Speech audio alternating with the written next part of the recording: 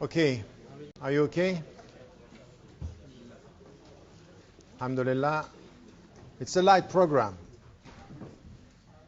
isn't it? Lots of rest and not so heavy sessions. Okay, can you please take the page 11?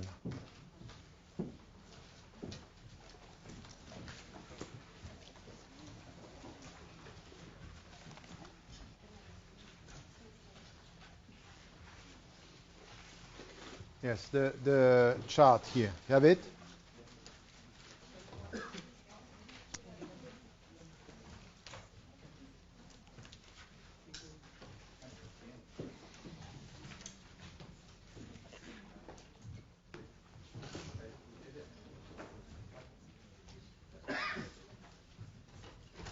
Okay, that's important because this is a chart trying to summarize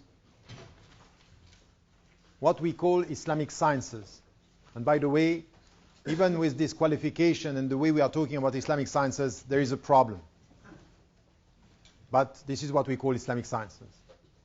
And when you have to ask, so some, they are not happy with Islamic sciences, they call them sacred sciences. And you have to ask yourself, what is Islamic in Islamic sciences? So when you do now physics or medical science or mathematics, what is not Islamic in mathematics? What is not Islamic in medical science? So where does this qualification come from? It's something which is a question. And we have a categorization here of sciences which is problematic. I will talk about this. This is exactly what we are trying to do with Cile, bringing together what we call scholars of the text and scholars of the context at the same level. By saying there is as much Islam in any science when it comes to ethics that in any other science. So we have to ask ourselves, why do we call them Islamic science? And why are we at the end falling into the trap of fragmented knowledges and sciences? Critical question here. But I will come to this tomorrow. Now we are dealing with this chart of what we call Islamic science. And then you have in the middle, Al-Quran was Sunnah, the two acknowledged references in the Shia and the Sunni tradition is Al-Quran was Sunnah, and the definition of Sharia, which is not only, and I really think that here we have to come with a wider definition of Sharia. Sharia means this source, it's the which is a source of water, which is protecting you and giving you life, protecting your life. And especially in the desert, when you find the source is this living, or the source that is protecting life in a hostile environment. The very essence of Sharia is the path. It's and this is why ثم جعلناكم على شريعة من الأمر فاتبعها. So we put you in that path, so follow it. تبعها, اتبعها means follow. So it's not only the legal, and be careful, because what I was saying about the means and the path is critical here. If you end up reducing Sharia to the limits, God's law, you are focusing and talking about the legal as being the essence of everything, which is defining the path, which is not true. So it's a concept of life and death, and get it from this general concept of the creation, what I was talking about right now. It's the universe, and we don't have the ownership. We are khulafa, so we are vicegerent. And sorry, I need to keep them then. So then existence, what we have, inna lillahi wa inna ilayhi raji'un, and death. And be careful here. Tell me what you think about death. I will know your concept of life and even your concept of human being. The concept of death here is critical as well. And then derived from normative reading of and understanding of the scriptural sources. Normative means that when you have text, You have to come to the normative framework. It has to do with semantics, with grammar, with the very understanding of a language and its historicity, because what is also important is that the Quran was revealed over 23 years, so you need to come to this understanding of the steps and the evolution. Now, coming from the two sources, we have Sharia, and coming from here, we have two main sciences, Ulum al-Quran and Ulum al-Hadith. So you had sciences that are explaining how do we deal with these two scriptural sources, and they are quite independent, and they have their own logic and their own frame of reference. From this, you have a central science, and in fact, I want you to go to at the bottom of the page where you have fiqh. Fiqh is in fact the first Islamic science. And even if in his last book about misquoting Muhammad, Jonathan Brown is saying that the first Islamic science is grammar. And I would say, no, that's not. We came to grammar because we had to deal with fiqh. We had to deal with practical answers. So to come to understand, so how are we going to translate this? You came to the language because you needed to understand how to implement.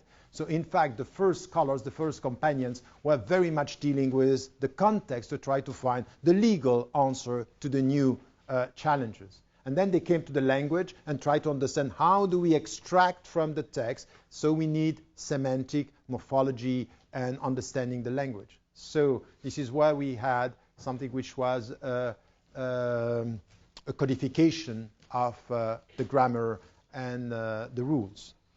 Now, fiqh was the first, and what is fiqh? In the great majority of the books that you are reading, you have fiqh as jurisprudence. And I disagree with this. Once again, these are things that I've been saying and repeating. You may disagree.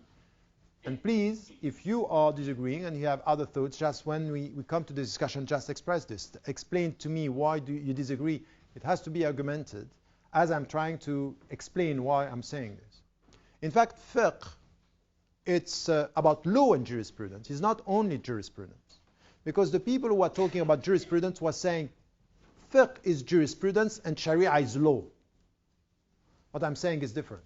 Fiqh is law and jurisprudence, and Sharia is wider than that. Sharia, it's wider than the legal. It's the path within which the legal is using the means to be faithful to the path. Get my point here? That's very important because Orientalists, when they were translating Sharia, wanted to say Sharia for the Muslims is absolute and not open to discussion. But they were saying the law. While the scholars never said that, when they have to deal with the implementation of the law, of course, there is human agency. It's not absolute in the way it was in the Christian tradition, for example. You understand here? And some of the scholars, Muslims, were taking this and sometimes saying exactly the same. I was myself trained by people who are saying, no, Sharia is absolute. Oh, yes, what is absolute in Sharia? Is it the God's law or the path and what we are trying to achieve through Sharia? Meaning, for example, what could be absolute is maqasid al-Sharia, is the higher objective of Sharia, is what we want to achieve. This is absolute. For example, no discussion about the fact that we need to achieve justice on earth. No discussion. So now the way you are going to implement the law to achieve this has to do with human agency. The law could be clear, but its implementation means human beings should be involved. So three things that are important here in our discussion is fiqh, Islamic law and jurisprudence, because there is a legal framework, and with the legal framework, with ijtihad, you try to find new answer for new challenges. So it's jurisprudence, but you have the legal framework that should be here. No jurisprudence if you don't have the legal framework. So fuqaha are dealing with ahkam. Ahkam is the legal framework, and they are dealing with fatawa, legal opinions, which is jurisprudence. But al-ahkam are based on the legal framework. Al-ahkam are the rulings. Okay? But this is the first science. And then, this was the first science, and the scholars, and especially Ja'far al-Sadiq, who was the teacher of Hanbal and al-Shafi'i, and al-Shafi'i, they came to a point that when they were traveling, and especially Shafi'i, in the Sunni, sorry, Bismillah. In the Sunni tradition, very often we say the first book of Usul al-Fiqh is a Risala from al-Shafi'i. By the way, this is disputed by the Shi'i, saying no, his teacher was the first. That doesn't matter. The point is that traveling around and seeing people dealing with the scriptural sources with no frame. So they decided, and you have it in the middle here, but it came after, is Usul al-Fiqh, the fundamentals of Islamic law and jurisprudence. In fact, it's a science which is central, but came after fiqh. Fiqh was the practical way, and then they decided, oh no, we need to have a framework to deal with the source in order to extract the roots. Istinbat al-ahkam min adillatiha at-tashri'iyya. It means this is how we are going to extract this. So usul al-fiqh came later. It was necessary in a specific period of time, meaning that you have to remember this, that sometimes you had Islamic sciences coming from the necessity of the time and coming from human questions. Do we need this science or not? So it might be that in this frame today, things are missing as to what we need today. And it might be that what was useful in a very specific period of time could be problematic now. And this is my point.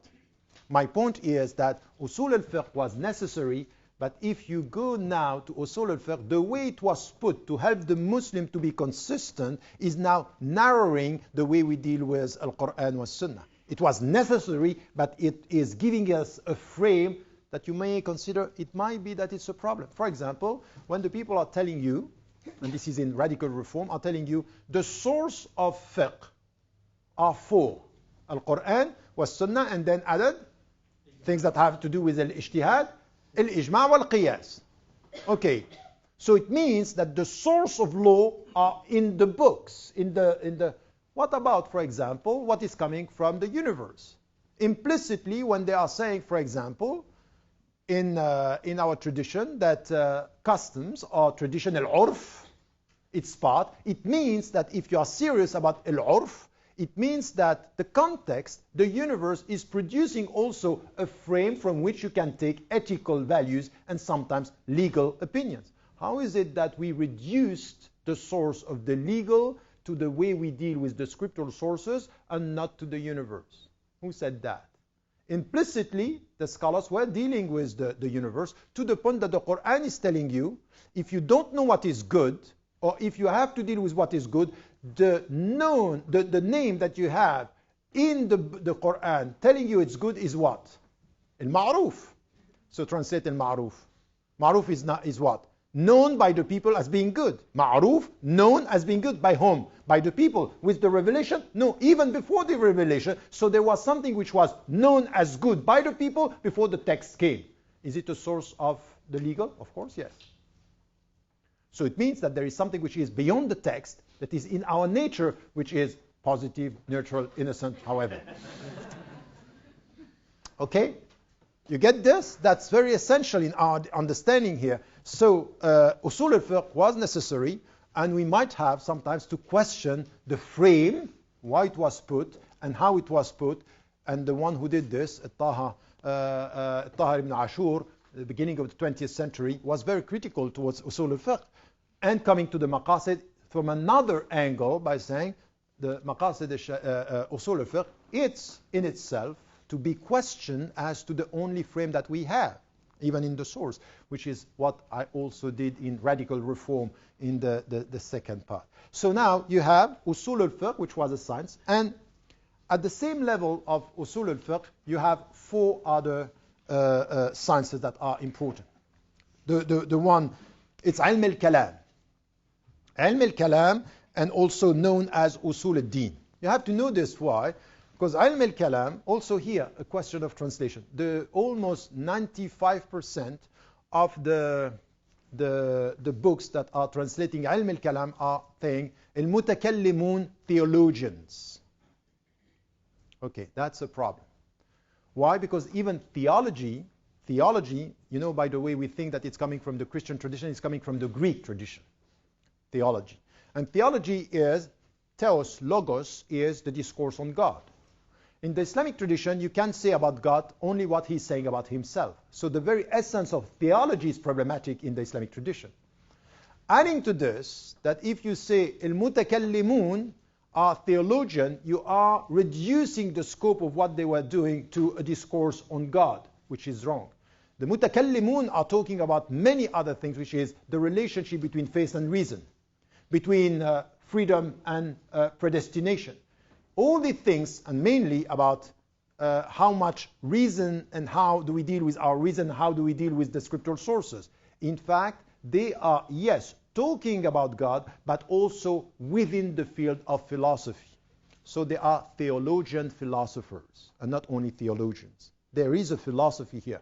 And by the way, Ibn Taymiyyah, when he was rejecting al-mutakallimin, he was saying, in fact, they were very much influenced by the Greek tradition, because all what they are doing has to do with rationality and faith. So he was rejecting by saying something which was quite interesting. This is why very often he's demonized in the West, because he had an intuition that was quite interesting.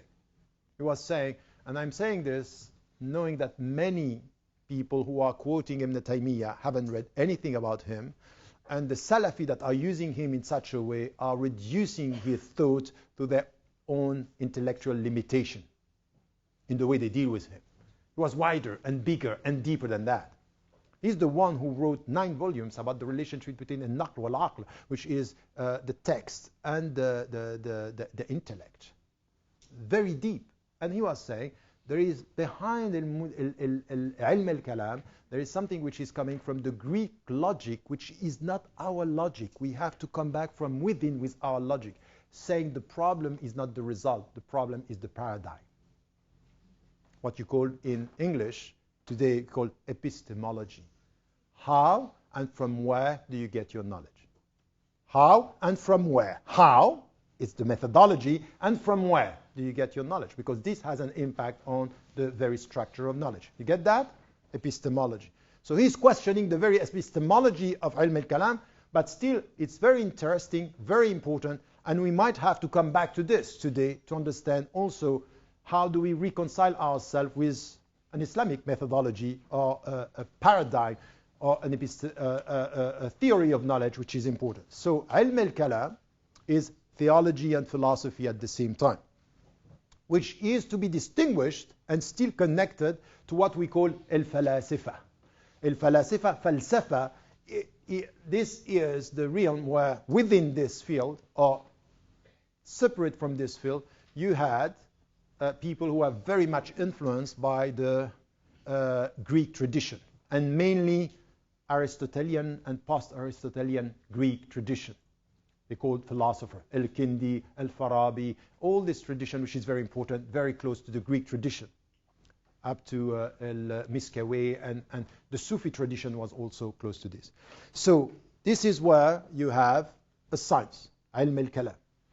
You have another science here, which is Al-Aqidah. Al-Aqidah, it's essential. We have some trends that are insisting on Al-Aqidah is everything.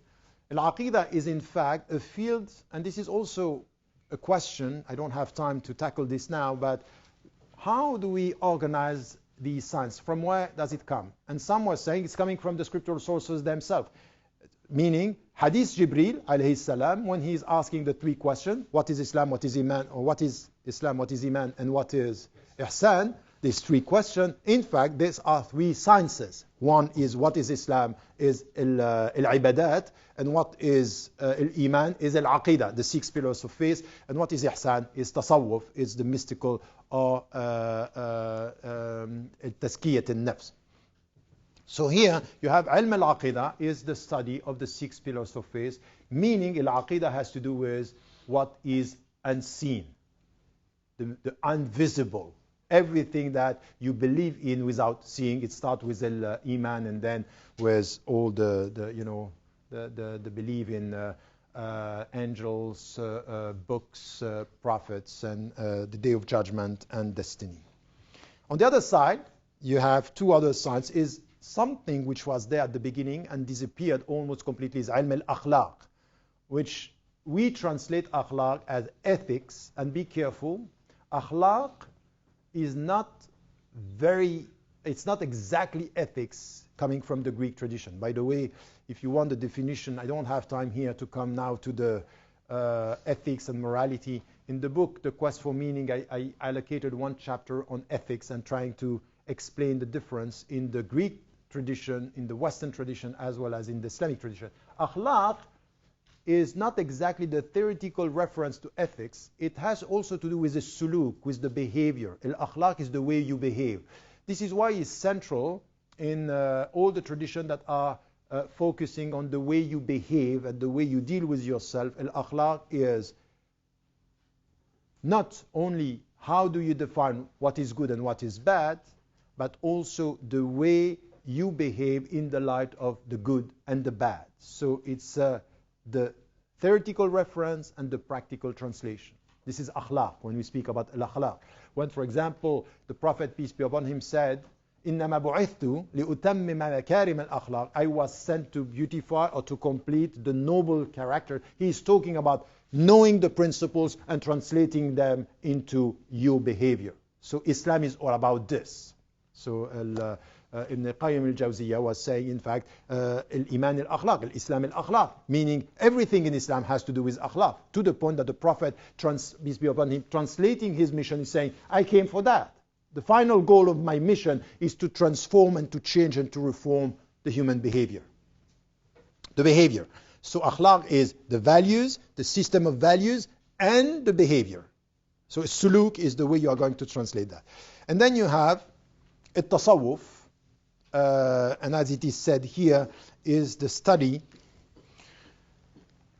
of the mystic's path and the respective stages and states in our journey towards God. Is, you know, al-ahwal and al-maratib, al-maqamat. This is a terminology that you find in the Sufi tradition.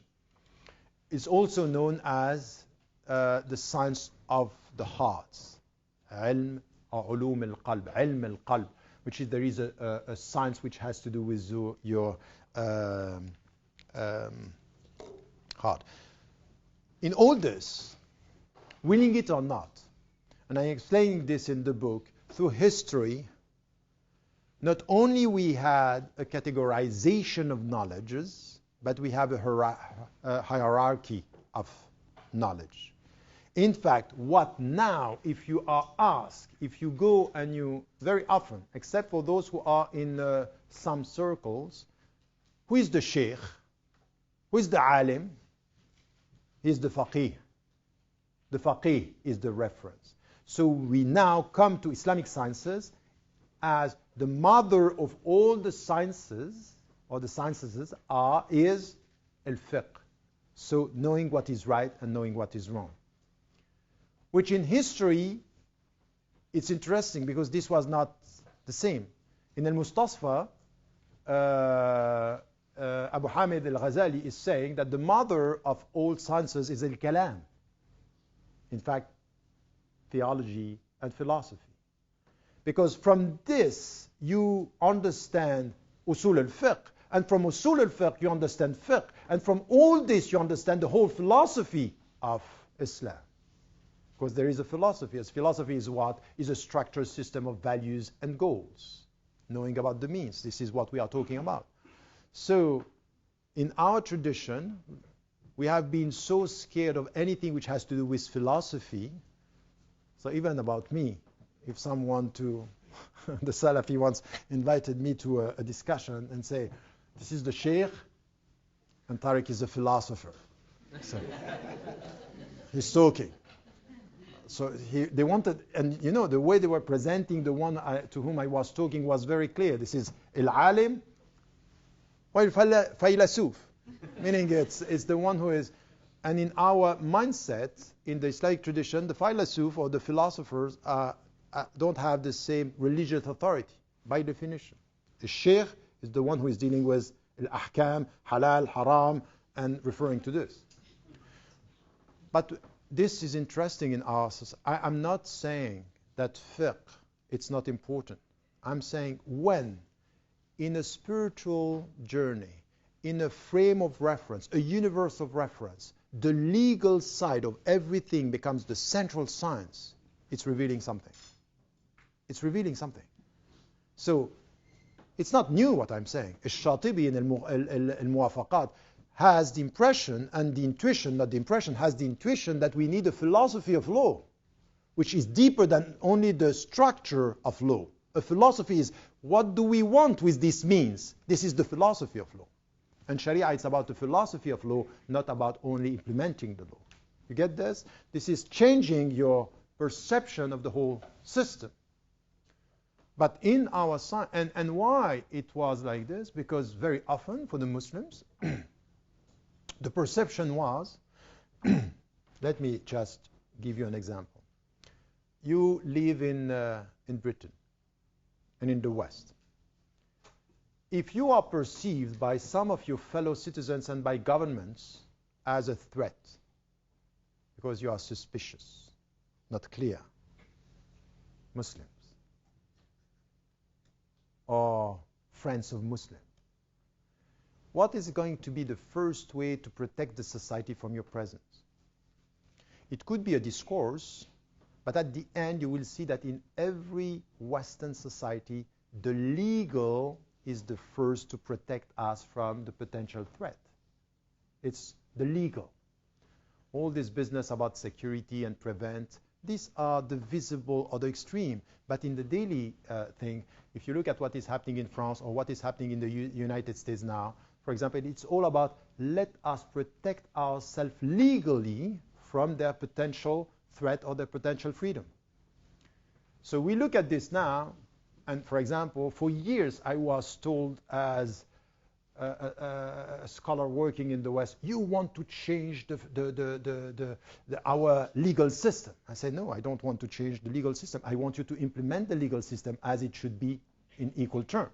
And at the end, who changed the law? In my country, Switzerland, I said, you want to change the legal. I said, I don't want. But at the end, who changed the constitution in Switzerland saying that the minarets were forbidden? They changed, not us. Why? Because the legal framework was not against the minarets. So they had to change the constitution. Exactly with the headscarf in France, exactly the same. Changing the law when you perceive a threat. So we now are facing this real natural reaction from societies that are perceiving that there is an element that is putting us in danger. So we have to go through a legal struggle to ask for equality, equal dignity, equal freedom. Now, if you look at our history in the Islamic history and the Islamic sciences, we did exactly the same, thinking that the way Muslims are going to protect themselves from the dominant is going through the legal. Halal, haram, protective. So the same mindset was in our tradition, where you are open to creativity, you open up. It's fine. الأصل في الأشياء الإباحة. When you are under threat, الأصل في الأشياء الحماية. Himaya is protection. So the mindset change, we had in history what we are witnessing in our daily life in the West. Protection through the legal framework. But you can understand that is natural, but it's problematic if you end up reducing the whole tradition to a legal structure and not understanding the goals and putting the legal structure the way it should be put as a means. So in fact, here, al-fiqh should be the means to achieve everything else. Tazkiyat al-nafs, clear understanding of how we are with God, serving Him, changing, understanding the aqidah. These are the central dimensions. It has to be, so I don't want to come again hierarchy, but to question the centrality, not dismissing, because some, when they are listening to me, say, oh, he doesn't want to talk too much about halal haram. No, I never said that. I said to speak only about halal haram is my problem. And to change the means, halal haram, to the goal of everything in our religious authority, that's the problem. That's the problem. And to the point that in everything we need a fatwa now. So give me a fatwa. I want a legal opinion. And now there is a touristic way of dealing with fatwa. So you try to find the right scholar How many came to me asking me for fatwa because they think, oh, he's nice, he's a bit liberal, so give me a fatwa. This is the way it is. That's the reality.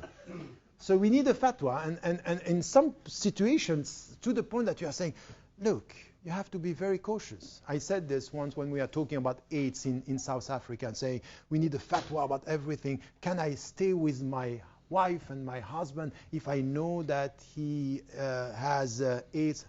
I say, what's that? You want a fatwa for everything? There is no common sense here? There is no something that you have to take? And I propose that we may need a fatwa for not having fatwas and everything. Just to return the whole logic of it. No, you are laughing, but it's serious. It's a very serious matter. Because it means that when you are critical the way I am, I'm not undermining the whole thing. I just want it to be at the right place in the whole, and to be very serious about it. Al-halal, halal, wal-haram, haram. Al-haram, haram. So I'm not playing with this. And I'm very tough on some issue, for example. You know, if you want to ask me, for example, about smoking, so I'm one of those who say, it's haram, haram. That's my position. I don't think it's makruh. And the opinion of you only say haram when it's in the Quran. No, there are things that you pay money to buy things distorting, destroying your health while people are starving and say makruh. Okay, go ahead. I think that's serious. It's as bad as drinking alcohol, and the way you are destroying your health in the name of just some pleasure, knowing the economic system that is exploiting so many people to make you smoke and to let people die, I think you cannot defend this in ethical terms. So I have, so be careful. My positions are tough sometimes. Not only on that one. This is just the one that can... Okay, you get that? Here, this categorization of knowledge, it's important with the hierarchy of knowledges that we have here, because this had an impact in the way. There are three fields where ethics, akhlaq, were studied. Three. The first is in fiqh. In fiqh, why? Because this is the relationship between values and rules. I will come to this. The second field is the theology and philosophy field, ilm al-kalam. They were very much dealing with this. And then the third field is at-tasawwuf, is the mystical tradition.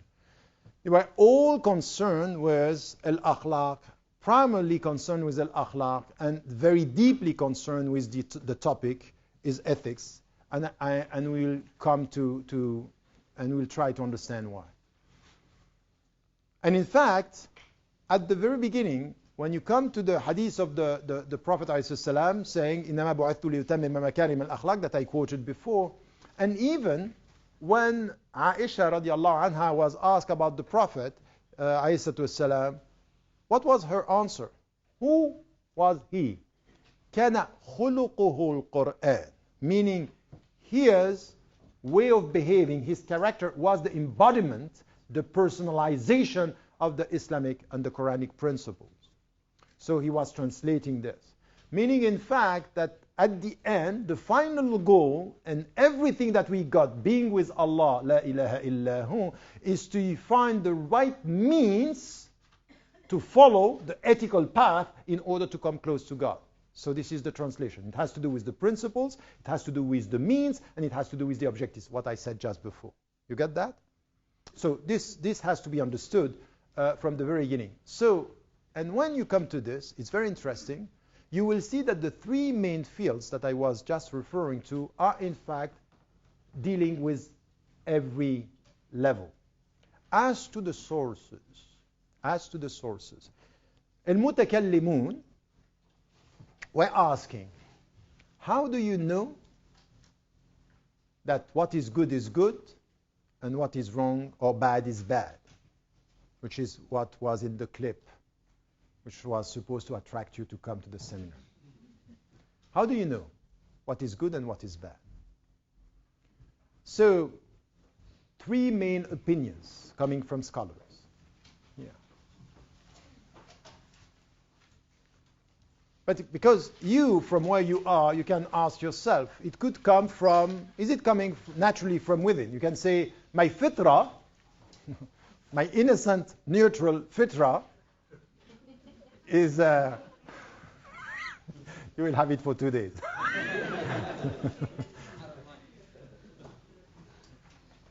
As long as you smile, that's fine. There's hasanat that you will get with that. Anyway, what was the point? Yeah, do you get it out of your? Is it coming from your inner being that it's there? So you can. It's part. Or it's constitutional of your being. Is it coming from nurtured or being from education and from the society, acquired from your own relationship to the environment? How do you get the moral qualification? Is it natural? So for example, is there something on which we can agree if you don't have revelations and it's morally bad for everybody? So for example, the very fact that you speak, and human beings speak, normally you are expected to say the truth, or to say at least what is there. So your language, your words should translate the reality. By definition, you would say, if you speak and you don't say the reality, you are lying, and we all agree that lying is bad in all the cultures and all the religions. There is an agreement. There is no society where you are taught, lie, that's good, go ahead. And there is something that could be intrinsically in our constitution, because we speak to lie, so not to say what is the reality or to translate the reality in a wrong way could be perceived as bad. So this could be a universal definition of bad coming from our constitution. Some would say no, this is also coming from culture. We may agree with this, but this is cultural. In the Islamic tradition, you will have 3 trends, and the first one, which in fact started the discussion, is al-mutakallimun. In al-mutakallimun, in ilm al-kalam, they were the Mu'tazila. The Mu'tazila. And the Mu'tazila, Ahl al-Tawheed wal-Adl, all this is in the book, by the way. You can come back to reading this, and I'm summarizing this. But the Mu'tazila, so this is why I'm not taking too much time. You can read this. The Mu'tazila was saying, in fact, our rationality is able to get the good and the bad out of its own independent construction or way of thinking. So, in fact, if God sent a book telling us what is good and what is bad, He is relying on the human intellect, which knows by definition and can identify by itself what is good and what is bad. So it could be rational. So our definition of what is good and what is bad, it's the common rationality that we have that God put in human beings in order for them to understand the text, because without human intellect there is no text. So الرسالة, the message, cannot be sent but to intellects that could understand it. But the intellect should be equipped to know what is good and what is bad. Okay? So rationally, you can get what is good and what is bad, even without the revelation. In fact, the revelation is just going to confirm what was in your, or what could come from your intellect. This is an understanding of the universal. This is something which is important in the discussion today. How do we define the universal? And once again, in the book, The Quest for Meaning, I allocated also one chapter on the universal by saying, is it a top-down construction or a bottom-up construction and a top-down construction? A bottom-up means our collective common rationality. It's coming to an agreement on what is good and what is bad and constructing the universal thing. So the universal, it's common to our rationality. This is al-mutakallimun, this is al-mu'tazila.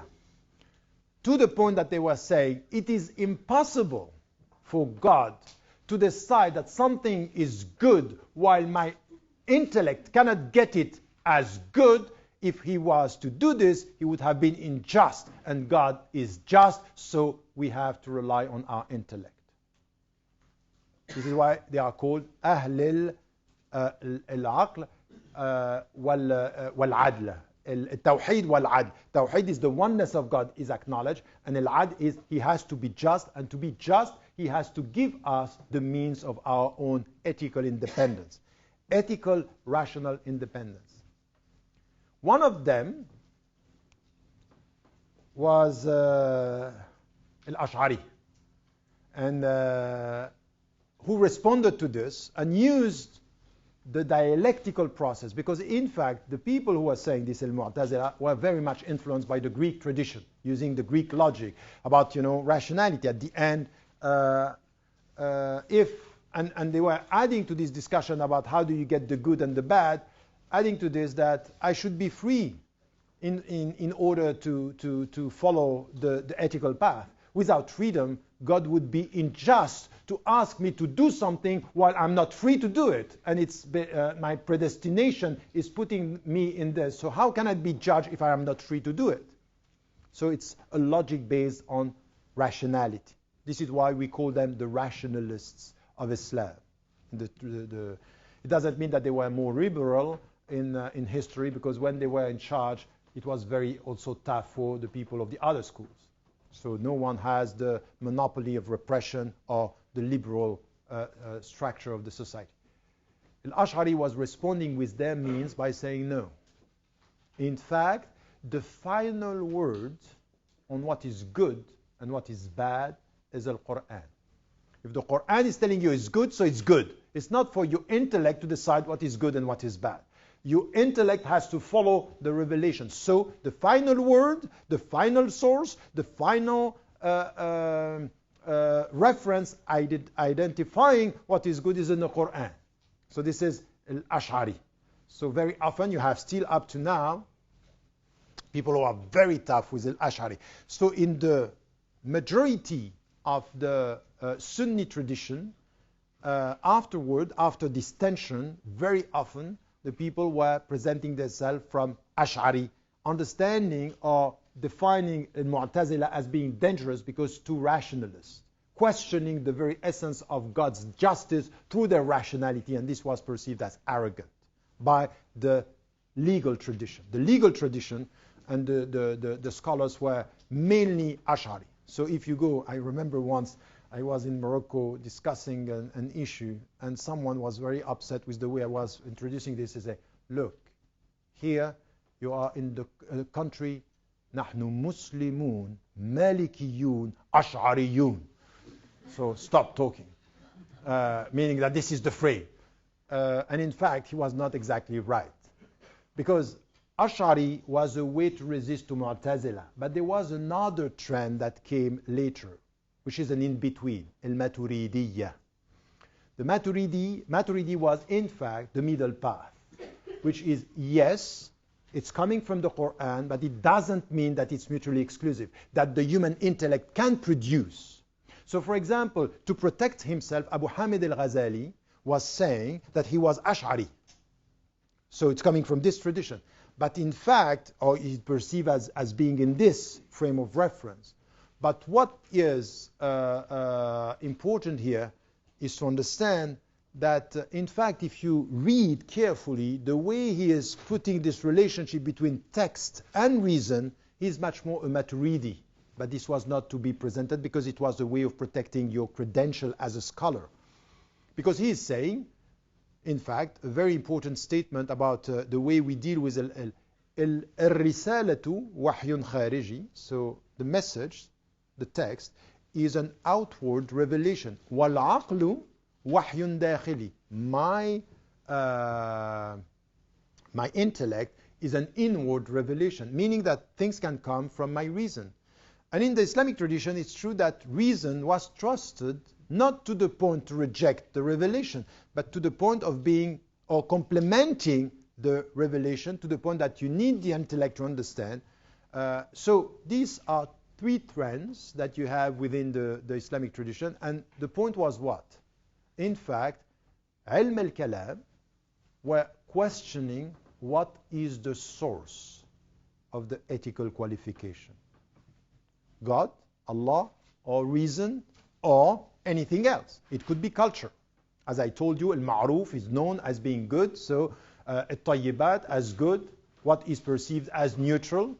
So all this, it's a discussion about the source. There is another science, al-fiqh, that is going to question about the means.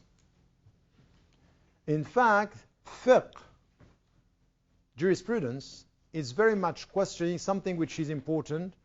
I don't have to, normally my teaching is never like what I'm doing now. I don't teach like this. I teach through my questions. So I sit, but you are too many and we don't have time. So I have to take, the format is the only one, it's just to have 1 hour lecture and then the discussion. But the way I proceed normally is through the question. So I don't have time to ask you the difference between values and rules, which is essential. What is a value and what are the rules? So norms are very much the way we translate into rules a specific value. Okay, the value could be justice, and then you have going to have a legal framework, a translation of the value of justice into a very specific legal structure or legal system. So you go from the value and you make it to norms because it's structured in the way you implement this in a specific environment. Get that? That's critical. Why? Because ethics has to do with value, ethical values. And then you have to reconcile the ethical values with the specific rules. Okay, you have to translate this, which is known as I told you, at-tanzil ala al-waqi'. It's how do we going to... So in fact, in the Quran, you have many relations between, in fact, rules and the ethical thing, the ethical side. For example, inna as-salah tan'a 'anil fahsha wal munkar. As-salah, the rules, you pray, it's preventing you from corruption and perversity. Perversion and perversity is what? It's moral values. The rules are here to protect you. So why are you fasting? These are rules to protect you from the negative moral values and to nurture the moral values. So there is a connection between the ethical values, and normally not all the values are norms, but all the norms should be based on values. You get me? All the norms that you have, it has to be ethical. Why? Because the norms and the legal framework are means to translate the very essence of the principle, the value. Okay? Normally it's this. The problem, as I told you, in the legal tradition, where the scholars were trying to deal with الَّذِينَ آمَنُوا وَعَمِلُوا الصَّالِحَاتِ, so they are doing good deeds, and then the legal framework is here to help you to translate this into the good behavior. So, in fact, the legal, al-fiqh, as a legal system, should have as a goal to help you to reconcile your behavior with the ethical behavior, with ethics. This is why you have the rules. This is why you pray. So the fuqaha were dealing with the means. How do you translate? The mutakallimun were dealing with the source. Al-mutasawwifun are dealing with the goals. At the end, what do you want? What is your final goal on earth? What is your... Okay, are you in a journey? Yes, it's a journey. The quest for meaning and the quest for truth and the quest for God, it's a journey. You are in a journey. You might not be aware of it, but this is the reality. Where are you heading? What do you want to achieve? Do you want to achieve or to understand your journey as obeying. So it could be that what you heard from the Quran, سَمِعْنَا وَأَطَعْنَا. So my journey is about obedience. And then you can translate Islam as submission, obedience, and that's it. If I obey, that's fine. Some of the people who are dealing with the science of the heart say, be careful. The way you obey to the rules, you have to check your intention. Why? What are your intentions? And by the way, this is true spirituality. True spirituality is not to pray during the night. True spirituality is when you enter through this door, is to ask, what are your intentions? What are you doing? What are you doing here, by the way? Just spending a weekend to get more knowledge? More knowledge to say you are more knowledgeable, or more knowledge to become a better human being? Because this is what we have in our communities today, is this worship of ilm. So ilm is a means to worship him. It's not a goal in itself. This confusion between the means and the goal are exactly where at-tasawwuf, the mystical circles are questioning. What do you want to achieve? And in fact, if you love God, and if your final goal is to love him, in kuntum tuhibbun Allah, if you love him, fattabi'uni, follow the Prophet, means what? Change your behavior and show through your behavior that the final goal of your journey is him. How are you going to prove this? Not by sitting here on a Saturday morning where I say, I'm doing it, that's my job. No, your behavior. In fact, a suluk. You reform your being through the ethical implementation of these values that are helping you to come close to him. Why? Because there is only one way to be close to him, is to reform yourself and to reform the world. And mainly yourself, this purification of the self. Tazkiyat an-nafs is the final goal of everything. So if you have a family, and at the end, in the name of this family, you forget tazkiyat an-nafs, you are lost. Al-mal wal-banun zinatul hayatud dunya. Be careful. Are you having a family to help you to purify, or are you having a family distracting you from purifying yourself? So it might be that something good ends to be bad in your spiritual journey. The Sufi and the mystical tradition is saying the final goal has to be questioned every time. Why? Because the final goal is reform yourself, to purify the self, and to reach this love that is going to help you to come close to God. Ilm al-kalam, the sources. Fiqh, the means. Tasawwuf, the objectives. And this is the three fields within which ethics is essential. As much as ethics was everywhere, I have to finish at 1, is it right? Very good. I think that's, let me just be sure that I'm not missing something here. Yes, as much as you have ethics everywhere, at the end, ilm al-akhlaq, which was a science in itself, and in fact, it couldn't be a science in itself isolated from everything else. By definition, ethics is a transdisciplinary approach, as I'm just showing you now. And in fact, ethics is essential because it questions three things. Epistemology, from where and how do you get the knowledge? The source. Putting the means at the right place. Fiqh is but a means and it's not the goal. Second, always question your intentions and your goals, the objectives, by assessing in which way you translate the values into your behavior. Consistency.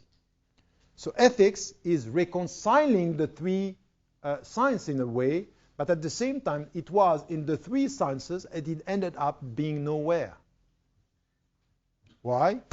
because in all the philosophical discussion, we ended up being very technical about, is it coming from reason? Is it coming from God? But that's not the point. At the end, what is very important is not the source in itself. If you believe it's coming only from God, that's fine. If you think that it's both, that's fine. But at the end, the most important thing is not to ask about the source, is to show how instrumental and necessary ethics is in the whole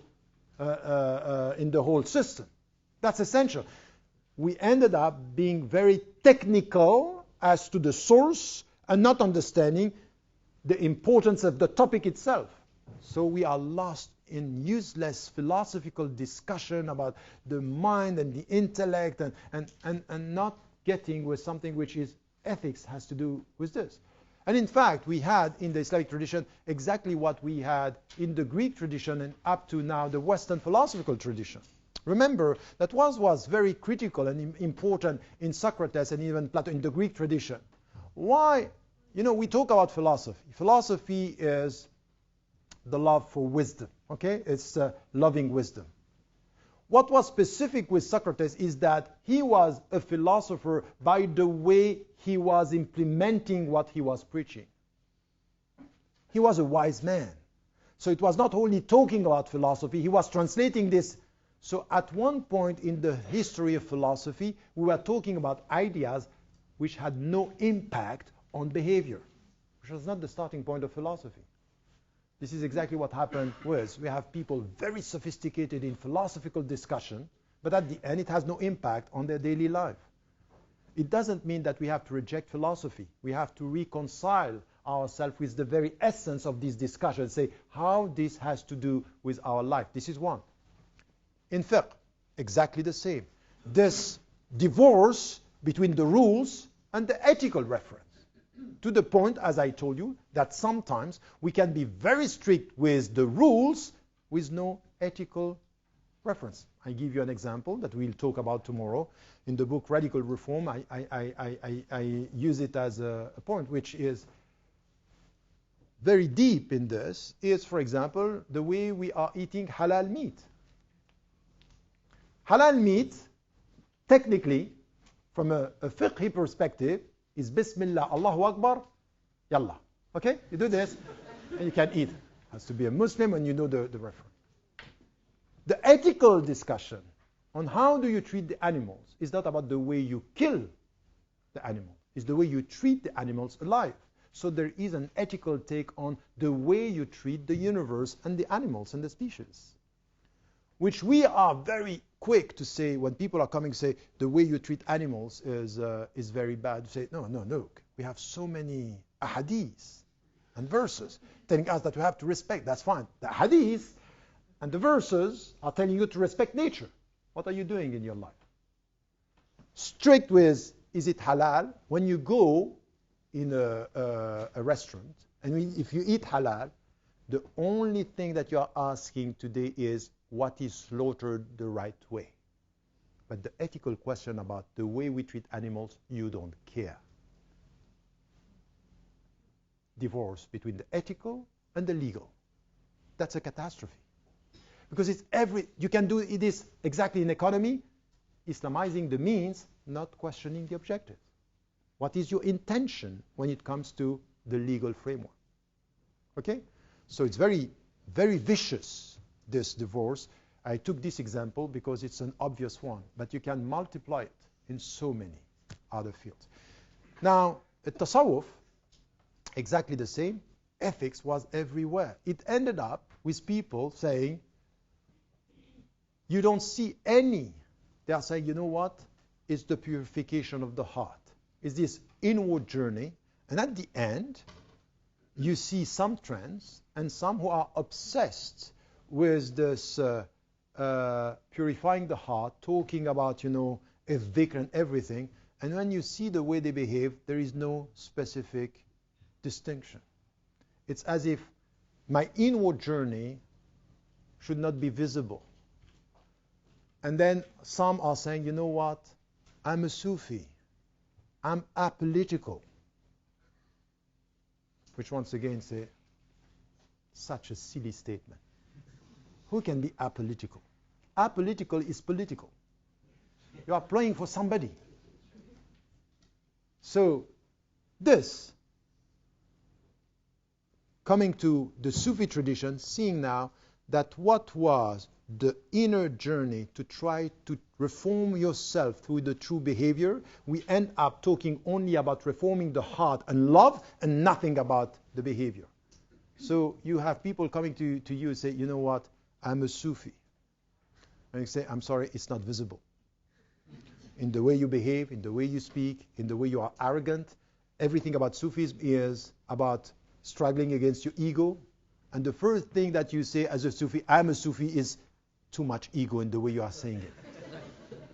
But that's true. That's true. The ethical dimension here is lost for something which is, once again, not getting the very deep. So you have in 3 fields, and in 3 fields, we can say there is a crisis as to the ethical reference.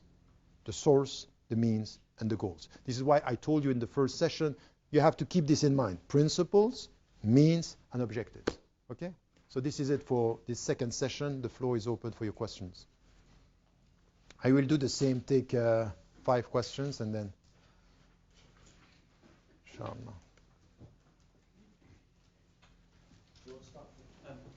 Talk about like the ideas of being good to yourself and being healthy, how it's not your property. So say for instance, and saying how laws have changed. So say for instance, medicine's just found out that, I don't know, hypothetically speaking, carrots are bad for you, or whatever. Do you know what I mean? How does like science like play into these ideas of what's good and not what's good for your body, what's not? Or does that make sense? How does science play into the decision making of the law and what's good and what's bad in ethical terms? Okay.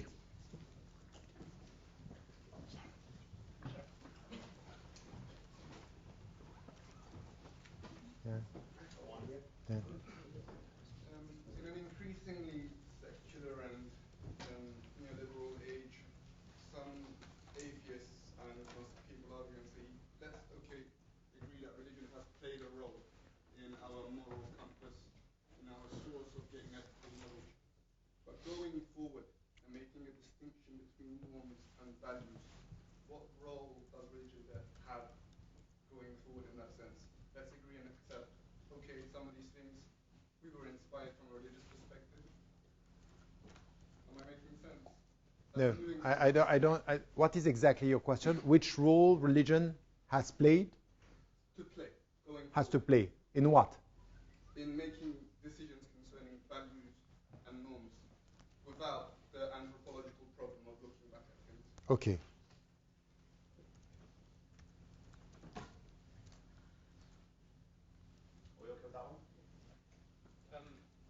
Thank you for the talk. I think this structure is useful, but I think there's some things that I don't quite understand that I think are missing. One is the role of authority in all of this. And I think a lot of this is discussed in the sense of everyone has an individual moral agent. And you mentioned about the political culture, and perhaps one of the reasons that is because people look for other people to make a decision for them in their moral agency. So just to understand how that fits in, I think is important in this, because that's one of the things. But the second thing as well is, What is important exactly? How do we deal with authority? Who has the final authority? I mean, who is the person that is making the decisions that we're talking about? Who's the person that's assessing the values? Who's the person that makes the final judgment and call on these things? Because what most Muslims understand is often they fall back on what they call the scholar, because they defer their judgment to that person as a value. And I'm not sure where that fits in here. Is it just assumed that the person must be qualified to make these decisions, or is it something everyone must be qualified in to be able Yeah, to good question. Yeah. The second is, related to that, is generally you talked about the Ash'ari, Maturidi, and Mu'tazili, and then you went on to talk about how values belong to rules. But the problem is the dissection that you gave to begin with and how you view values will determine what the rules are. And the problem with Islamic law is the rules are often very varied, in fact, can be polar opposites. So, for example, the definition of interest in the Hanafi method is very different to the definition of interest or riba in the Shafi'i method. And those are very, very key distinctions which affect your values. You can say this. It's different from one mazhab to another, or from some scholars to others. Be careful. I mean, I'm not qualified to kind of make Okay, that, no, so but from my readings, there are key distinctions in certain concepts of what people view how does that affect morality, which is what you're saying? Because it's almost like the assumption is we have a value which leads to a rule, but when the rules are so different, what's happened along that process? If I could just ask, I'm going to take one here, one there, and one over there. If you can just keep your question as short as possible so we can get as many in. You mentioned the hierarchy of values and norms, and where the norms are really the regulatory or the rules that come out of values. But the scholars of Maqasid, like Imam Shatibi and others, Imam Ghazali and others, have said that the values, in fact, were inferred from the rules, from the norms. The values were not defined initially in the texts. Justice is not defined. What is justice? One man's justice is another person's oppression. So in the Islamic tradition, you have this issue of maqasid or values being inferred from the norms itself. So we have the norms coming first. Yes, in the vision and plan of Allah subhanahu wa ta'ala, those values may exist already in the knowledge of Allah subhanahu wa ta'ala. But ultimately those values are defined by human beings with a reading of the norms and the rules. Isn't there a danger of a circular argument that we must confirm the rules by referring to the values which are really undefined? That's one. Number two would be, sorry, it's a long question. Number two would be the example of halal meat.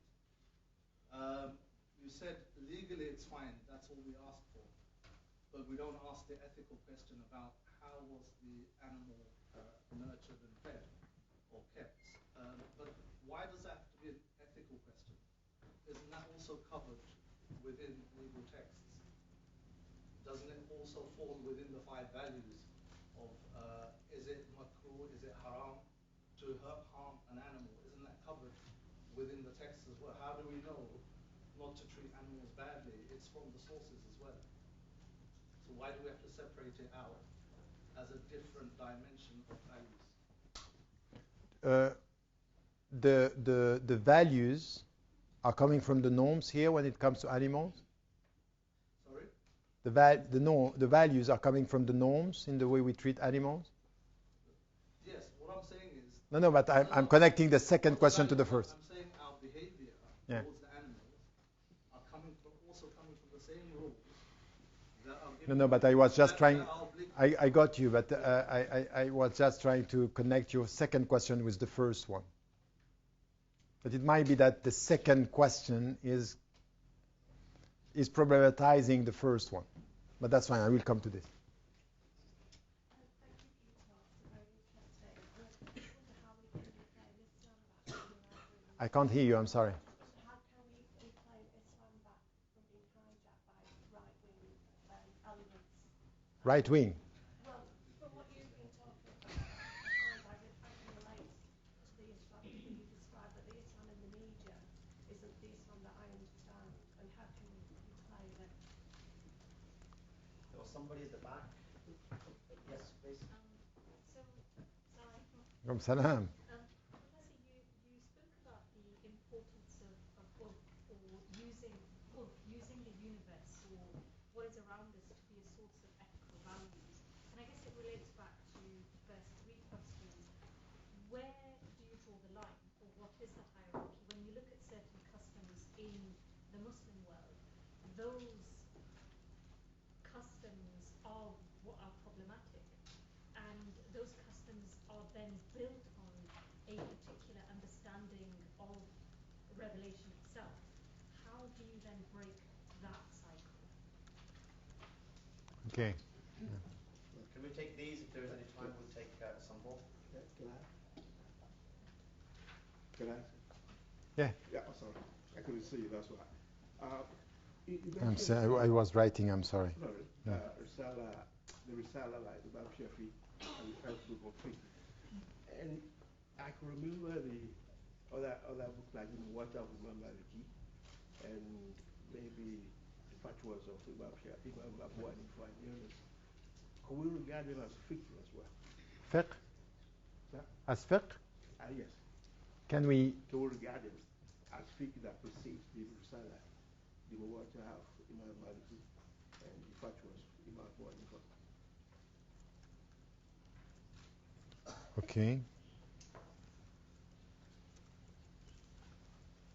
It's okay? If you could repeat each question for our Yeah. listeners live stream. Okay, the first question is how science is playing a role in defining. That's a critical question here. Because, in fact, depending on the discussion that you had in the field of ilm al-kalam, for example, saying it's coming from the text or it's coming from human intellect, of course, what could be produced by scientific minds or human rationality or sciences, as it were, this is also a dimension where it's connected to the first question that, yes, from the knowledge that you have, it could produce an ethical framework or at least an ethical reference. The question here is exactly what was the second question, is about who has the authority and which type of authority you have. So, for example, you have, coming from the fuqaha, the legal framework, this 5 categorization, al-ahkam al-taklifiyya, the 5 categorization, al-halal, al-haram, al-makruh, al-mubah, al-mustahab. This is what is preferred, what is detested, what is open for you, and what is an obligation and what is prohibited. All these are, in fact, ethical, legal categorization. It's ethical and legal. But who at the end has the final word to say that this is possible and it is not? This is where the great majority of the scholars, the fuqaha, would say the scholars of the text. They have the final authority. Now, it's quite clear that if you don't know the field, if you don't know how it's heading and what are going to be the ultimate goals of a science moving that way, you might think that a specific detail or a specific decision is good in itself, but you know that it's part of something which is a bigger trend that could be bad. So the moral qualification is not the thing in itself, it's also within a very specific universe of reference. If you don't get this, that's the problem. So very often you have scholars of the text, they are taking position in sciences where they don't have the knowledge of the complexity or the complexification of the world, and they come and say, because we know the text, we have the final authority. But the final authority should be the shared knowledge of the two. It's the text and the context or the science in itself. Now, science per se producing ethics, it could happen. I mean, when it comes to, for example, moral rationality, that you can see that it's harming human dignity, it could have an impact. Yes, it's good. It could come. And this is where it's going to be shared, and it could be shared with the religious reference. Now, this is a disputed space because we are talking about authority. Who has the final word? And then I will come. This is the third question. But your question about, where are you? About the atheists and which role the religion have to play. You know, for people from within religion, that is not even a question. This could be a question for atheists saying, we have a moral rationality or a rational morality or a secular morality that it's enough for us to go ahead. For people from within the religious tradition, that is understandable, but it's not going to satisfy their way of dealing with the religion. By definition, if you believe in God, you think that your religion is going to play a role in setting the moral or the ethical framework. So, for example, at the European level, when I was in the European Ethical Committee, we are dealing with people coming from different religions and spiritualities, and people who are atheists and agnostic coming together.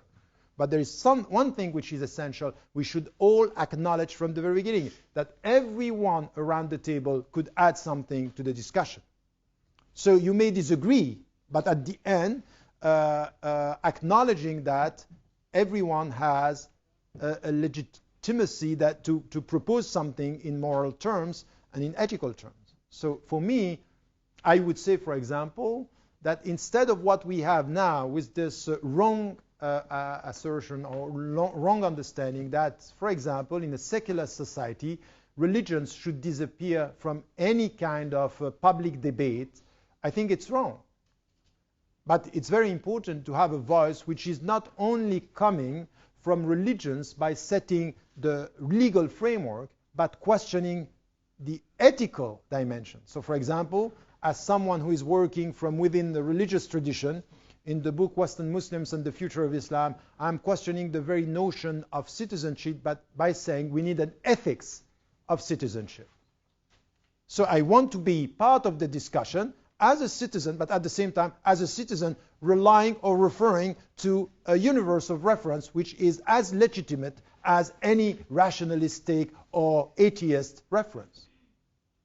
So instead of disappearing in the name of the secular should make visible the pluralism that is now constituting our society, which is the other way around. But it means a new, this is what I call an ethical distinctive visibility. Ethical, and not only by the way we dress or by the way we distinguish ourselves from the other, but this ethical distinction is, I think, something which is essential in the debate. And I think that this is where the citizens, and among them the Muslim citizens, would come to something which is to stop thinking about being integrated by the common norms, but to be the added value by the ethical contribution. So that could be a complete different approach. This is why I'm talking about contribution. Your question is critical about authority, and this is exactly where we are. In the book Radical Reform, I'm exactly talking about this. The shift of the center of gravity of authority in Islam is to question who has the final word. So in fact, in every field that I was mentioning, there is a discussion. And in fact, the essence sometimes of the discussion is about the authority. If, for example, you say in between the Mu'tazila and the Ash'ari and the Maturidi, to say, for example, that the final authority is the book, it means that your rationality has no say and no authority to produce ethical norms or ethical values. So you are talking about authority, which in fact was also translated in political terms with al-hakimiyya lillah. It's the final authority in everything is God. So you don't have any authority. While when you are saying there is a human agency factor, you are saying humans and human beings, they have authority in producing. So you are shifting here by saying it's a two-way process. The final authority is the text, but there is no text without my mind and my intellect, so there is a shared responsibility. It's acknowledging God's authority through the human agency that is going to translate this. So meaning here that you have, this was a big discussion, a great discussion, to the point that it has to do with how do you define God's justice with human being if you define who has the final authority. Exactly the same with in the fiqh. Mainly, the authority in the fiqh, in the legal framework, is perceived by the great majority of us here and among the fuqaha as al-faqih has the final say. He is the authority. He is the moral authority. And this is what I was saying. Sometimes you see that when it comes to specific fields, they don't know. So they are going to produce norms or legal opinions that you are asking yourself, what do they know about the reality? Do they have the knowledge that is giving them the credibility? And when I was bringing together the scholars of the text and the scholars of the context, some were asking me, are you expecting from them to produce fatwa? Them mean the scholars of the context. They should not be producing fatwa because these are the scholars of the text. I think today, with the complexification of the world, the process of producing legal opinions should come from both together. It is a shared responsibility and shared authority. Of course, the text is critical because the text this is from where we are extracting the values and the norms. But at the end, if you don't understand, if you don't understand the world, what are the two main features of postmodernism? Two things. There is no truth and there is no real. The real is completely constructed. So the real is not there. So you come with a religion saying exactly the opposite. There is one truth, and the real is the real. So you have to deal with it. So I'm going to deal with this. If you don't understand that, and sometimes in the way this deconstructivist approach is questioning the very essence of the way you deal with the truth, and it has to do with the intellectual authority, the spiritual authority, and the authority, the ethical authority in the whole discussion. So what I'm saying here is that in the role of authority, it's and once again, I'm always saying this. In what I was saying, you will find this in the book, but what I was saying about the chart of the Islamic sciences, we really have to understand that it has to do with power struggle and authority questions. Who has the authority? It's not coming from a void. It's very much like this. And today, one of the things that I'm facing the more with all what I'm doing here with scholars is that they think that I'm challenging the very essence of their authority, and especially the fuqaha. Now, for example, when it comes to the tasawwuf, very often the authority is playing a very important role. Is the sheikh, al-murshid, has the final authority, not even and not only in defining what is right and what is wrong for you, but even your own journey, to the point that there is a way of sacralizing the role of the sheikh. So when, to liberate yourself from your own ego, you end up sacralizing the teacher that is helping you to do this, there is a problem. And it has to do with power. So all the people who are coming and say in Sufism there is no power struggle, rubbish. Of course there is. And some are very much centered. So I think that in many ways, in all this discussion, the notion of authority and power is something that we don't like to talk about, but it's everywhere in all what I'm saying. In fact, as much as knowledge is power, there is no discussion about knowledge without dealing with power distribution and authorities distribution. And I think that this is a question here. So I know that I can push further your question, but it's just to echo what you are saying, is that it's a critical question in every field and between the different fields when it comes to science.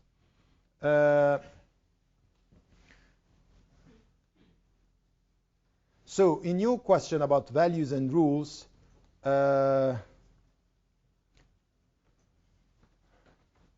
a very interesting question. And in fact, if in your mind, in our minds as human beings, we read the Quran, and what we find in the Quran is a set of ahkam, rules. Yes? And then what we have to do is to extract from the rules what is al-illa, or the objectives, al-maqsad, or al-illa, which is the raison d'être, the ratio legis. In the way you go from rules to norm, to values, it's true that in your mind it comes later. But in the reality, the rules is the translation of the value. So values come first. And this is what Shatibi is saying. Shatibi is saying that in fact, look at this, very deep, very important, and even for now, saying, look, if we are serious about the evolution of the revelation, Al-Ahd al-Makki was coming with the values and the general principles. Al-Ahd al-Makki, the translation into rules. But you cannot get the rules if you don't understand the values. Now, if you come as a faqih with the rules, you are trying to come back to the values. In fact, the values were first, not after. When you infer, of course, you will get them after, but in fact, you are getting after what was before. To the point that everything that has to do with al-hukm, there are 4 principles that you have when you are trying to understand al-hukm. For example, is al-illa, the raison d'être, or al-hikmah, which is the wisdom. That it could be al-illa, but sometimes it's quite different.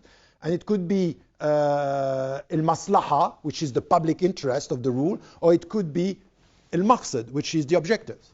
And there is also something which is different, which is al-ubudiyya, meaning that sometimes with some rules you don't have the raison d'être. You don't know why. Why, for example, you have to pray 5 times a day? Why do you have to turn 7 times? Why do you, the gestures that we have when we are praying, why? You don't have an answer. And in fact, the reason not to have an answer to these questions is the reason itself. Why? Because it's teaching you intellectual humility. Because you don't know. So some rules have reason and some are like this. So the value of hukm bidun illa or visible illa is intellectual humility. Is it al-ubudiyya, that you are doing this because you believe and sami'na wa ata'na. So all this means that in fact, yes, in the process of getting the values, you can get them from the rules, but it is exactly what I was saying. The values come first and the rules are the translation. And in any way, whatever comes first at the end, it's not the essence of the question. The question is they have to come together. They have to come together. So this is what the Shatibi is saying, and this is why the philosophy, they have to come together, because the ethical question is always asking you about the objective that you have. And there is another thing. Tahir ibn Ashur, when he was critical towards the Usul al-Fiqh, was putting something which was interesting. By the way, this book is translated in a very good, very high level in English. The book from Arabic, it's triple IT, they translated the book. He's critical, but he's one of the first, not the only one. In fact, the first who questioned the way you are getting the maqasid through the understanding of al-ahkam al-taklifiyya and al-ahkam as such. He's saying, in fact, it's true what you are saying. And the one who also is putting us this in a very simple way for you to read now in English is Muhammad Kamali from Malaysia, in his book on Sharia, Maqasid al-Sharia. It's very interesting because he's summarizing all this in a nice way. It's in fact realized that all the maqasid came from understanding specific rules of prohibition and translating this into the maqsid. So you cannot change your religion, so deen has to be protected. You cannot drink alcohol, so your intellect has to be protected. The one who had a problem with this, and sometimes the people don't get that, because they have a very, as I said, a simplistic understanding of Ibn Taymiyyah, was saying, no, the objectives are not only these 5 objectives, there are objectives that are spiritual objectives that has to do with your purification. So there are objectives that has to do with your heart. Meaning here that it's not only through the legal that to get the higher objectives. Because once again, the maqasid being built from the legal are putting the legal as the center of the maqasid. No. So this is why a philosophy of law is putting law as a means to something which is bigger. And Taha ibn Ashur is doing exactly the same. Starting all his discussion about fitra and reason and freedom as part of the whole construction, meaning the maqasid should not be relying only on rules, but the understanding of the whole message, which was not al-Juwayni, it was not Abu Hamid al-Ghazali, and not completely, but not so far from al-Shatibi, because Shatibi has some intuitions about this in al-Muwafaqat. Do you get my point? So here, it's a discussion that it's important. And by the way, you are right. What is qat'i for you? For the ulama, qat'i means rules that are clear-cut in the Quran, no subject to any interpretation. It's qat'i id-dalala, so it's clear-cut as to the meaning, wa thubut as to the origin. And say this is qat'i. That's fine. And they are going as far as to say, la ijtihada ma'an nas. So when you are facing a text which is clear-cut as to the ruling, it's clear, no interpretation, no room for ijtihad, no room for personal interpretation. That's all fine. But if you read the Quran and you come to السارق والسارقة فاقطعوا أيديهما, the women and men who are stealing, the thieves, cut their hands, the verse is clear, isn't it? No discussion. No room for interpretation. The thieves, you just cut their hand. Yet, Umar ibn al-Khattab didn't implement it in a very specific period of time. It might be that there is no interpretation on the text, but you need an interpretation on the context to know how you are going to get the meaning of the text in a specific context. So there is an ijtihad here on the context, not on the text. But in fact, it ends up being an ijtihad on the text in the way you are going to implement the text on the context. Based on what? Based on something which is more qat'i than al-qat'i. Is what? Justice as a goal. Qat'i. I can't, in the name of a literal interpretation of a verse, implementing it, if at the end I'm not going to respect the qat'i goal of justice. So the goal is qat'i. Even though it's extracted from your understanding of the text. So justice, inna Allah ya'muru bil adl. God commands justice. Can I, in the name of a literal interpretation of a text, undermine the fact that I need to get a clear understanding of the objective in the way I'm going to implement the text? I can't do that. Do you think that was the thought process of Umar ibn Khattab when he did that? Or was it because he was aware of other texts which coincide with common sense as well about the necessity of food and drink being a basic necessity? Of course. And those actions not falling within the definition of what is theft. And by the way, that story, some people say there's no authentic reference to that story. No, it's an authentic. Okay, so now we can. Okay, we can now question all that. But the point is that in this situation, whatever are the other references, at the end, the text of the Quran is qat'i. In application, there's always room for ijtihad. Always. That's exactly. So, ijtihad in the name of what? So I'm not going to start a discussion. In the name of the goal that you want to achieve. You're not changing the hukum by ijtihad. You're changing. It's simply tanzil ala al-waqi'. It's simply, hey, in the name of what? In the name of other texts which tell you. Referring to what? You don't want to say it, huh? In the name of the goal that you want to achieve. You can call it justice, you can call it necessity, but that's necessity? Post the event. Okay, we may disagree on that, but I think that but I think that this question about the tanzil ala al-waqi' is always a question of ijtihad. Always.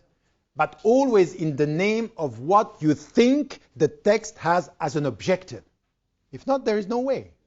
So this is my point. So I would say, and this is not me, by the way, I have to finish. But it's a good discussion. Let us discuss. I would say here that I'm not the first. Is just in the maqasidiyin approach, the maqasidi approach is thinking about the objective. They are saying implicitly it's quite clear that the objectives are the qat'i in the whole thing. Where I agree with you, we have to be very careful, is not in the name of the qat'iyyat al-maqsid just to dismiss or to underestimate al-hukm. That's the point. And this is what I'm seeing now. Some there are so much about, everything is about maqasid.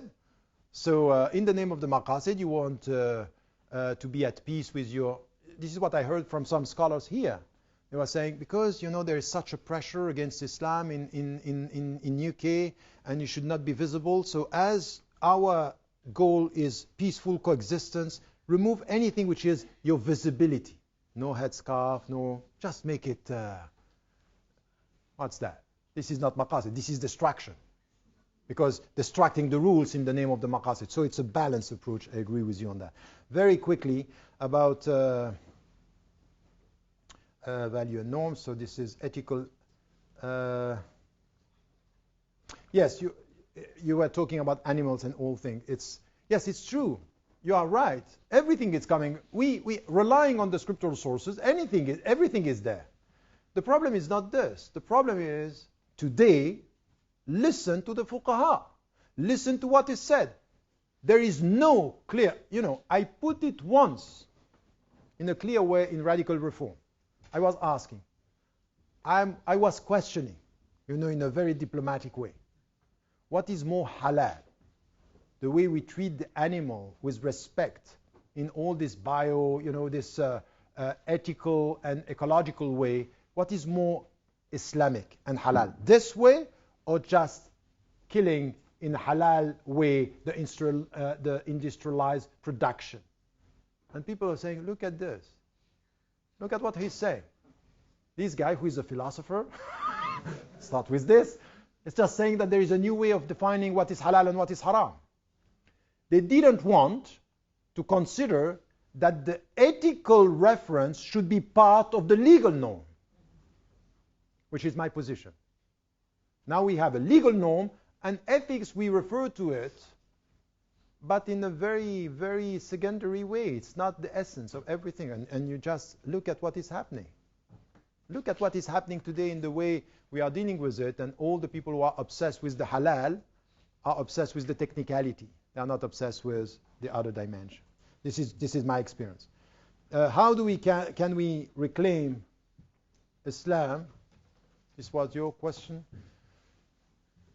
I don't know who you are referring to by the far right, but I think that what we have to do, all of us, and this is why we are here, in fact, is to go for a deepening our knowledge of Islam, trying to get the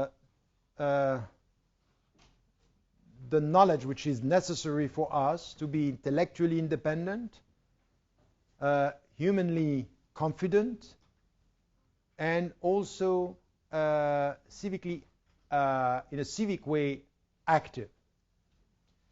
But my problem is that you have people who are going to talk on TV and the media.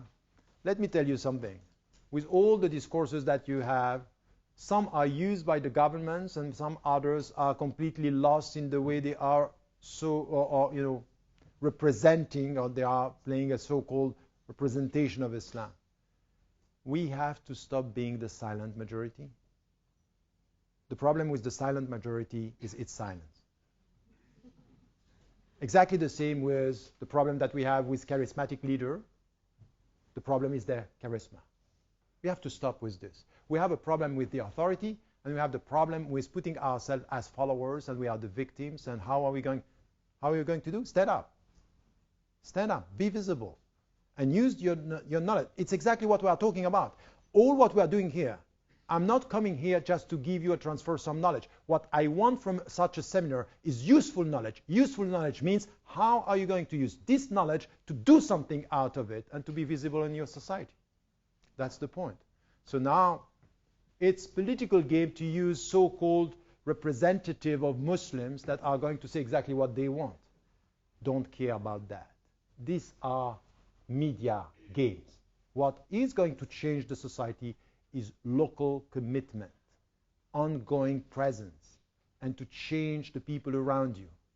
This is what I call the national movements of local initiatives. We have to be very humble but very committed, and to stop being completely misled by media coverage and discourse. These are games. They are not going. The media are not making history. But we have to do where we are in the whole thing. And what I'm saying is just, I keep on repeating, being equipped and being courageous. It means that you have to face, you are going to face criticism. You are going to face people who are saying that whatever. So consistency and courage, it's important. Very quickly now, ethical values from the world. Yes, your question, once again, a tough one, but a necessary one. Because this is where the scholars were saying, okay, from the world we can have al-ma'ruf, we have customs and tradition, al-ma'ruf, it's producing an ethical framework. So, and you have coming from the scriptural sources exactly the same. the problem that we have to start with is something that it's important in the way we are. You know, there is an epistemological question at the beginning, is how much culture was in the first interpretations of the scriptural sources. And anyone who is telling me, no, it has no role. For example, within my center, I have tense discussions with some in my center that saying, no, the patriarchal culture had no say on the text. That's not true. Of course it has. So, to be able now, for us, to look at cultures in the past as well as now, and to be able and to do the job, to do the work at three different levels, is what do the texts say, how they were interpreted from within a specific culture, and who was reading them. Because, it's as if we are talking with people, the scholars are not coming from a very special social class, they are not in a very specific arena, not close from the power, or close from the people, or being a man or being a woman. I said in Radical Reform that I'm quite sure that if we have a reading of the scriptural sources, a women's reading of the scriptural sources, it could be a bit different as to the priorities, as to the centrality of some notions. Not women versus men, but coming together and to say where culture is playing. So I would say that the final say, it's also going to be coming from our reading of the scriptural sources, and there is no final answer. We should acknowledge, and this is why we have the Prophet, peace be upon him, saying that you have two rewards if you are right and one if you are trying your best as a faqih, because there is no final answer to everything. We are trying our best, but I would say that the critical discussion about this confusion between culture and religion, it's important.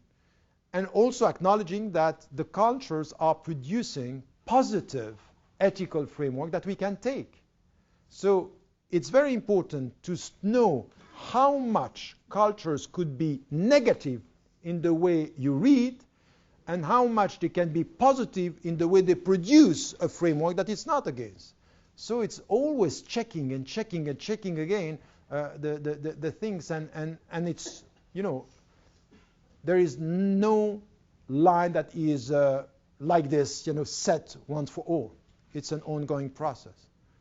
But this is why you have to question and to have this dialectical discussion between text and context, between scholars and time and environment. This is very important. But this is not to undermine the very essence of the Quranic authority. And this is also something which is important. And it comes to something that I forgot to say in the point that you were making, is that about riba, for example, I don't agree with you that the definitions are different. I think that there are common, clear ground. Is the way you can use or not riba depending on the context that could be different. And some of the scholars, even now, for example, Sheikh al-Judayah here in the UK, he doesn't think that riba, the way was traditionally understood, is the true definition. That's fine. But at the end, it might be that we do not agree on a very specific understanding of the rule or its implementation. But you will find that if you go further, at least on the basic value behind the rule, we may agree. There is more agreement on values than on the understanding of its translation in reality. So that's also a very important point. There is much more. And in fact, you can see in ethical terms that you can put together, bring together, and we'll talk about this afternoon, scholars from different fields much easier. It's not easy, but in an easiest way when it comes to values than it comes to understanding the rules. But we'll come to this. And the last thing that I wanted to, the last question is, no, I think that it's different. What came afterward from the Maliki and the Abu Hanifa, if I understood your question well, it's still fiqh. It's still fiqh, but what was interesting is that when Shafi'i produced this work on the framework, in the Abu Hanifa, they were trying to get the same framework but inductively. This is what is the inductive way. I'm talking about this in the book Radical Reform. As to the others, they had both. They had this understanding the framework. How could you extract from the scriptural sources some principle, and in which way you are going to implement this? So both were working from a better understanding of usul al-fiqh, the fundamentals, and at the same time the implementations of the rule as fiqh was, it was the role of the fiqhi approach to do that. Now, we are finishing. I just want you just to get this clear, because this afternoon we are going to speak about the different methodologies and connecting the source and all this. It's a discussion about a next step. In the morning, if I remember well, 12 notions that at least you need to get. All this, it's important to understand what I was talking about in the hierarchy of the scriptural sources as well, in which way they were working when it comes also to differentiate between principles, means, and objective. And thus, in the understanding of the concept of the man, the philosophy, and how much the philosophy of law and all these references were set in the morning. And then we came this second session on speaking about three main fields. And what I want you to keep in mind, one field dealing with the sources, with other one on the means and on the objective. And in this discussion here, it's important to get this understanding, because at the end we are facing a fragmented reality when it comes to sciences. The deep question is there a way to reconcile this? And I would like, while you are going to eat and to pray, not during your prayer, but when you are eating, to think about the way of reconciling the field. I said it, when you eat, not when you pray. Thank you.